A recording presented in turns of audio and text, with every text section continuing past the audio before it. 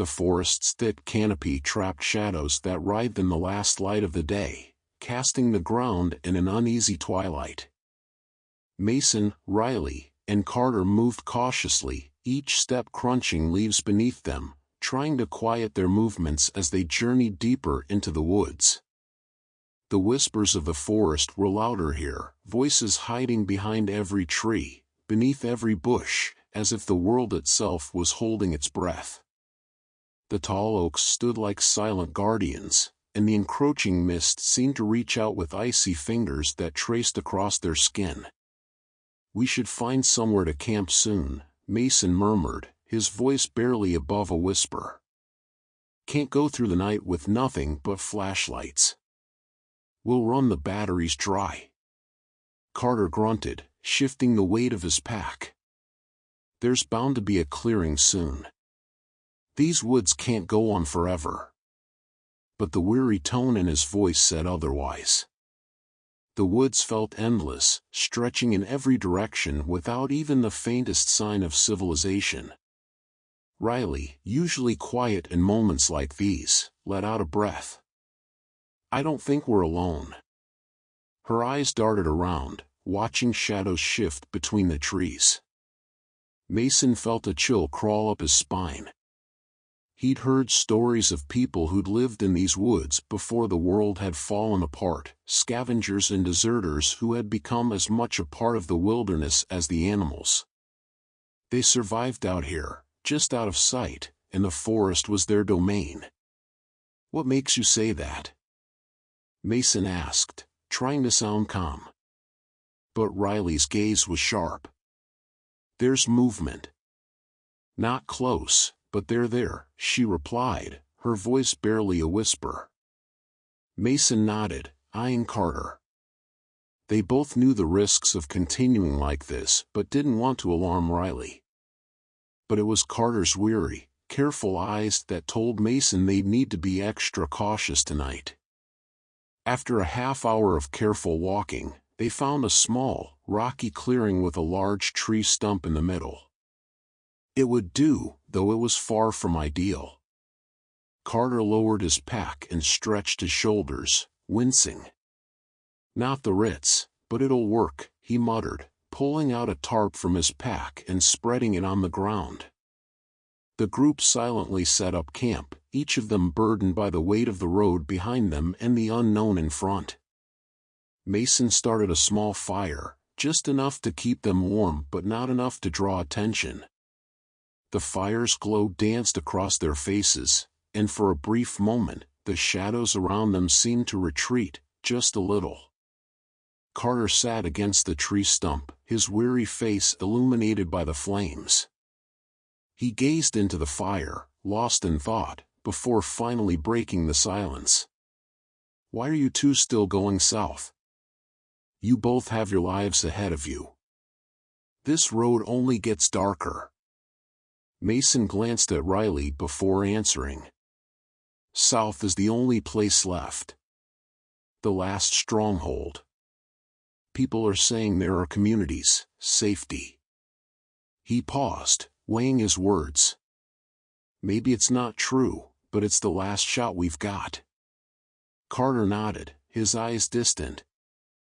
"I used to believe in those kinds of rumors. Back when I had family." His voice grew softer, edged with a sorrow Mason had rarely heard. "It doesn't get easier. Losing people.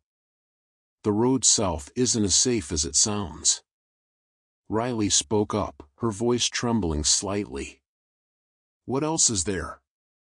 This whole place, it's like it's rotting." She cast a glance into the surrounding woods, as if the trees themselves could hear her words. Carter didn't respond, simply stared back into the flames, the lines in his face deepening. Mason could tell the man had lost too much, carried too much. They all did, but Carter seemed to bear it heavier than the others, like a chain he couldn't shake. A sudden snap of a twig brought them back to alertness. They froze, instincts kicking in. Mason quickly extinguished the fire with his boot, leaving only the faint glow of embers. Shadows loomed closer, dancing in the darkness around them. "Stay low," Mason whispered, gesturing for them to crouch. Carter shifted, his hand steady on his knife. Riley's breath came in shallow gasps, her eyes darting around. They sat in silence, listening for any hint of movement, straining their ears against the eerie quiet of the forest. Minutes passed, stretching longer and longer until finally, the rustling faded, leaving only the sound of their own breathing. It was enough to unsettle them, a reminder that the forest held secrets and they were only visitors. "Probably just animals," Carter whispered, though his voice carried doubt. Riley shivered, her gaze still fixed on the shadows. "I don't think so. I saw something." They huddled close, keeping their voices low.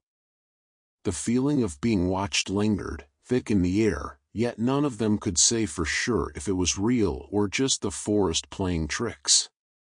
After what felt like hours, they finally let their guard down, though only slightly, the night's tension still hanging over them. As the hours dragged on, sleep became impossible. Mason lay with his back against his pack, eyes open, watching the faint embers of the fire smolder. He didn't want to admit it, but something about this place felt wrong. It was as if they had wandered into a world that was watching, waiting. Riley shifted beside him, her voice barely a whisper. "Mason, do you believe in ghosts?" He paused, taken off guard by the question. "Not really. Not in the way we think of them. But I do think places hold memories, bad ones sometimes." She nodded, her face barely visible in the faint glow. "My dad used to tell me stories about this old house near where we lived. Said it was haunted by the past, that some places just remember too well." Mason didn't respond, but her words echoed his own unease.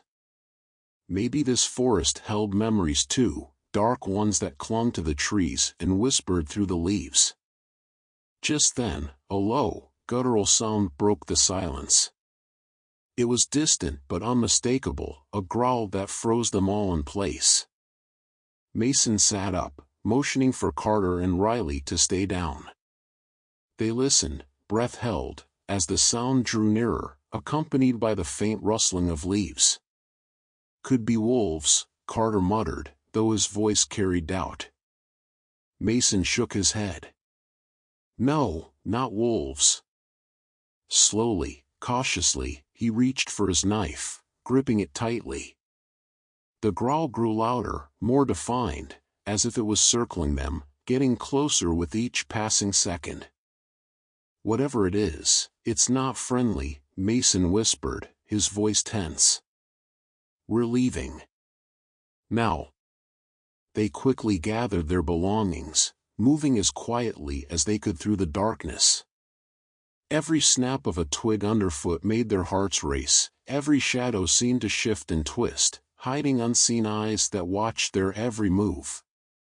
The forest grew denser as they moved, branches snagging at their clothes, roots twisting underfoot, trying to trip them.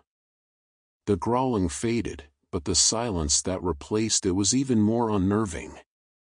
Finally, after what felt like an eternity, they reached the edge of the woods, where the trees began to thin, and a faint glimmer of dawn touched the sky. They emerged into a field, the open space offering a strange relief after the oppressive weight of the forest. They stopped to catch their breath, exhaustion settling in as the adrenaline faded. Mason glanced back at the trees, half expecting to see something emerge from the shadows. "What was that?" Riley asked, her voice trembling. Mason shook his head. "I don't know. But I know we don't want to find out." Carter, who had been silent the whole way, finally spoke up, his voice rough. "That wasn't just an animal. It was something more." They all stared back at the forest, a new understanding settling over them. The road south was not just dangerous because of the people or the lack of supplies, it was dangerous because of the unknown, the things that waited in the shadows, hidden from sight. They turned away, leaving the dark woods behind, but Mason knew that the memory of that night would linger.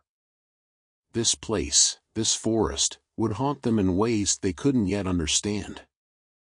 And as they continued on their journey, the shadows seemed to follow, as if the forest itself wasn't ready to let them go. The road south had become darker still, and as they walked, each of them felt a weight settle over them, a heavy, silent presence that reminded them that some places do remember, and sometimes, the past doesn't stay buried.